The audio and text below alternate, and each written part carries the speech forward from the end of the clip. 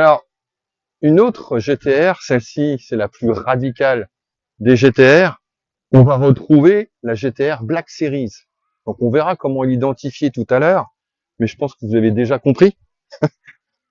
Par rapport au modèle qui est derrière, on voit en vert, l'identification est assez simple, hein. On retrouve ici des effets d'aéro, d'évacuation de l'air, qu'on retrouve pas sur l'autre modèle. Donc, on le retrouve sur les ailes à l'avant. On va le retrouver ici, un peu qu'on retrouve un peu sur les autres modèles d'autres marques, comme Ferrari, comme McLaren, et j'en passe, comme chez Porsche d'ailleurs, sur les modèles 992 RS, GT3 RS, attention. On retrouve donc une aspiration par le devant et une évacuation de l'air pour refroidir le moteur, parce que là, on est sur un moteur avant, bien entendu. Je ne vous cache rien, je ne vous apprends rien. Et on a une finition vraiment, comme son nom l'indique, hein, Black Series. Ça serait dommage de la mettre en vert, celle-là d'ailleurs.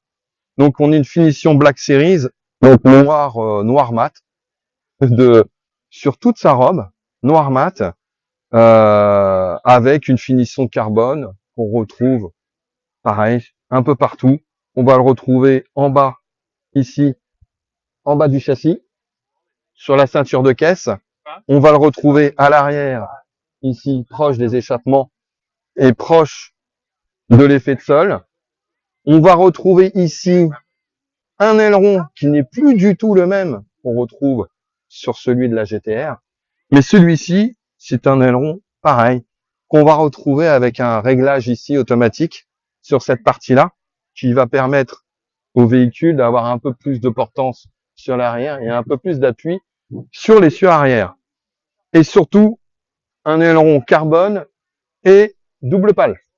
Donc là, vous améliorez encore et de manière considérable l'appui sur le train arrière avec ce type d'aileron.